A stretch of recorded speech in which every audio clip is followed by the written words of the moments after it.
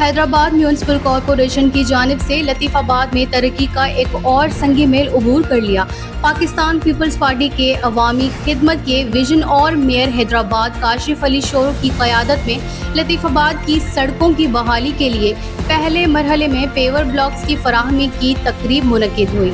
تقریب Pakistan Peoples party کی رہنما محترمہ ہما نقوی اور فیصل عبدالجبار خان کی سرپرستی میں منعقد کی گئی۔ اس موقع پر لطیف آباد میں جاری ترقیاتی منصوبوں، سڑکوں کی تعمیر و بحالی اور دیگر عوامی سہولیات کے منصوبوں، عارفہ کریم پارک، لیڈیز پارک، نصب بھٹائی ہسپتال، لطیف آباد نمبر 9 اور محبوب گراؤنڈ کی بحالی پر روشنی ڈالی گئی۔ تقریب میں پاکستان پیپلز پارٹی کے بڑے پیمانے پر لطیف آباد کی عوام، منتخب نمائندگان، پارٹی کے عہدیداران اور معززین نے شرکت کی۔